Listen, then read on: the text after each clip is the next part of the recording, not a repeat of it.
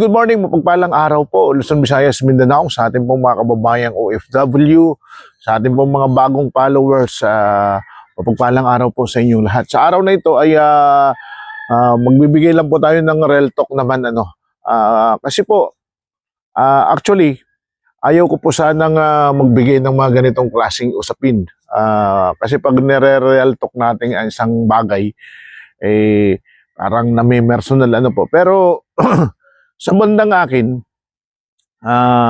matagal na po tayong nanahimik at nagbigay po para hindi na po pag-usapan pa ang usaping ka-business. Pero marami pa rin pong nagpupunta sa comment section at patuloy pa rin po tayong binibigyan ng mga komento na minsan po ay maanghang. At ako nga po ay nagtataka sa mga nagko-comment na ito. Sa palagay ko po ay ilang account lang po ito. Ganun pa man ay wag po natin siguro sa pagkakataong ito ay hindi ko po na po palalampasin kasi po may mga bagay po tayong dapat liwanagin. Lalo na po sa ating kapatid na si Alan Cabigas. Siya po kasi ay nag-comment sa akin doon po sa isang account na bukod tanging kakaiba lang na comment. Ang sabi niya ay sumisip-sip daw ako kay Daddy Frankie at umiwas na daw ako kay ka-business dahil mahina na ang views. So, talakayin natin ang bagay na itong mga idol. Una, once and for all para po kay Alan. Maliwanagan sana na hindi po umiwas kami sa business, sa ka-business kusa po kaming umalis. Ang rason po doon ay dahil nga po sa vlog ni Papa Dins. Balikan niya na lang po yung vlog na yun ni Papa Dins, yung realization, kasi doon po napagtanto po ni Papa Dins na isa po sa pinakadahilan din ng paghina ng views ng ka-business ay ang mga reactors. So nang dahil doon ay napagpasyahan ako umalis at hindi ko din inaasahan na yung ibang mga reactors ay umalis din po sila. Bagamat hindi kami nag-usap-usap. Ngayon, doon po sa paghina ng views, ang tanong ko lang po kailan naman pong tumaas ang views ng ka-business? Yun po yung tinatanong ko kasi mismo si ka-business, kung ating pong re-reviewin ang kanyang mga vlog ay akseptado, aminado siya na talagang mahina ang ka-business, ang views ng ka-business dahil may mga rason siyang ibinigay.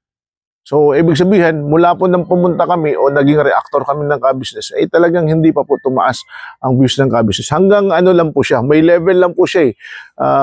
Maswerte na po na umabot ng 100,000 views ang isang video. Napakaswerte na po noon.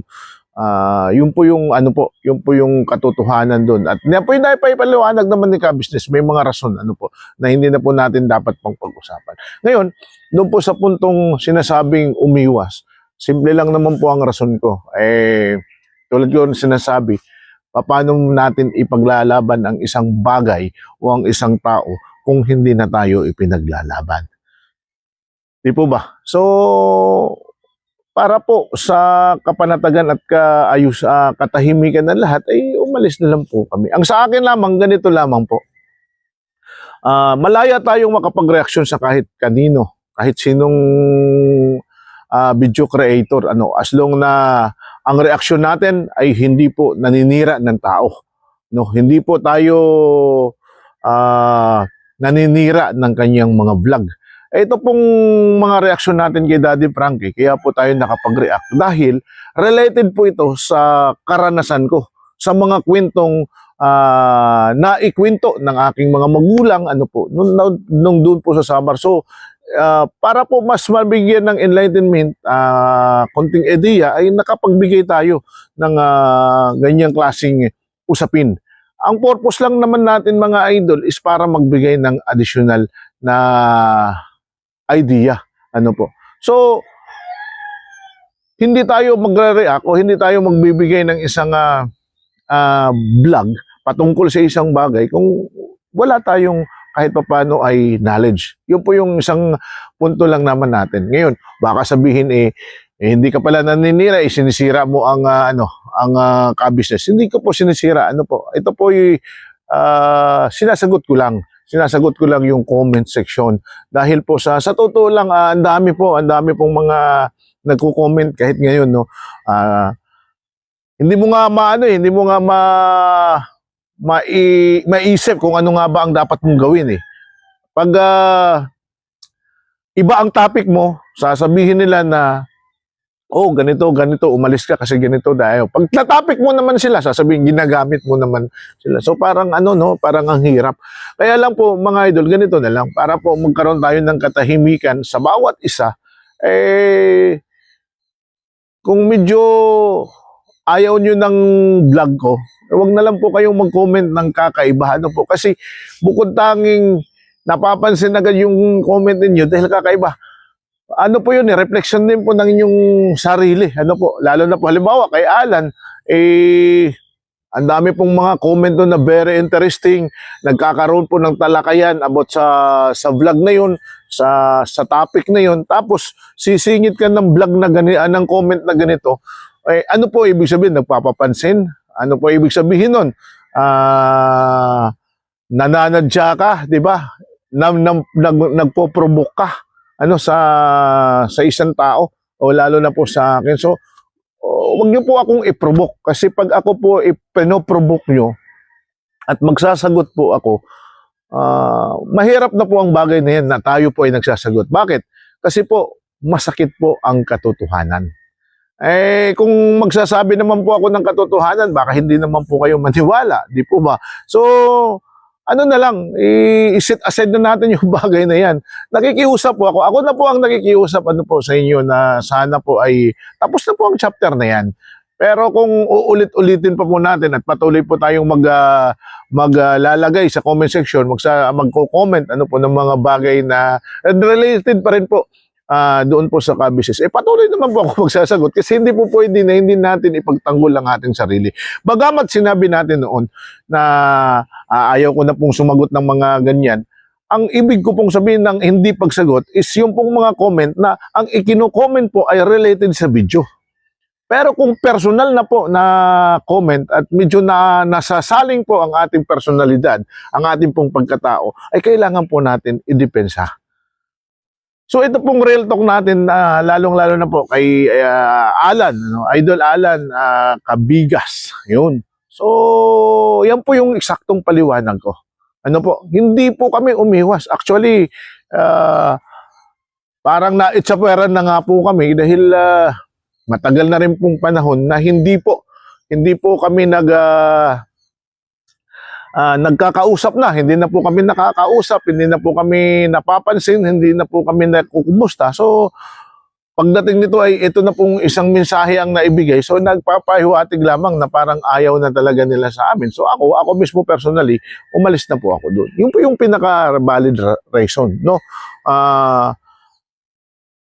Mga ilang buwan na hindi naman. Kasi noon pa man, nag-uusap-usap naman. Nung hindi na po nagkakausap, siguro, ganun. Ang maalala ko lang po, hindi na po yan nagkausap mula po nung ang mga reactors ay nanahimik at wala pong binigay na reaksyon. Noong pong panahon na bangayan po ng kabisnes at nagbibigay po ng shout out nga po pala kay Inday Ocrayano. So parang ganun, kami naman labas kami sa mga usaping ganun, di po ba? Tulad yan ang sinasabi ko, mahirap na po na lagi kang napagbubuntungan ng sisi. Kasi ang hirap ipagtanggol sa taong hindi naman kayang ipagtanggol ang mga nagtatanggol sa kanya. Parang gano'n, no? Parang ano lang, parang Batang Quiapo, no? Si Tanggol yun, no? Ayan, pinapatawa ko lang po kayo. So sana po, Alan, maliwanag po ang bagay na ito. At sa lahat po ng mga kabisnes na sumusuporta po pa rin sa atin, maraming salamat po sa inyong pagsuporta. Thank you so much po sa ganyan. Baka po kasi isipin niyo na nagyayabang po tayo, mayabang na tayo magsalita sa ganito. Hindi po ako mayabang na tao. Wala po akong dapat ipagyabang. Sinagot ko lang po ang punto. Diretsahan, real talk. Para po once and for all, tapos na po ito. Kasi ayaw ko na po makabasa sa comment section ng ganitong klaseng mga usapin. Parang sarang plaka, paulit-ulit na lang tayo. But anyway, thank you so much po, Alan. At kahit paano, ay nakakapag-content ako dahil sa pagsagot doon po sa isyong binibitawan po ninyo. Pero magpapasko na po. tama na po siguro ang bangayan na ito. Ano na po, saraduhan na natin yung chapter na yan. Kami naman, para po sa lahat ng mga nanonood ng ating video, inuulit ko, as a freelancer reactor, pagdating po sa mga usapin, kapag mayroon po tayong dapat talakayin, itatalakayin ko po yun. Kahit sino pong vlogger ang mag-rest ng issue na yan, kapag mayroon po akong idea, ano po, na maaaring makatulong naman sa mas mapalalim pa ang talakayan ganyan, andyan po tayo para magbigay ng ating pong mga point of view. Yan lamang po actually gusto nga natin sana magbigay din ng point of view doon po kay Ibana, di po ba? Marami tayong mga dapat pa pag-usapan. Ano po? So sa inyo pong lahat mga idol, maraming salamat po sa lahat ng inyong pagsuporta at masarap maging malaya. Ano po? At kahit papaano wala tayong iniisip na anuman kapag tayo po ay nagbibigay ng mga topic. So sa inyo pong lahat, thank you so much, and sana po sa Sir Alan Cabigas ay maliwanag po itong puntong ito, itong ating pong pinag-usapan ngayon. Pasintabi po, hindi po tayo nagyayabang, kundi tayo po ay nagsasagot lamang. Ayaw ko na nga po sanang magsagot, pero paulit-ulit lang po, kailangan na po natin sambitin ang dahilan. Parang lang, no? Saan nga ba nag-umpisa ang manok?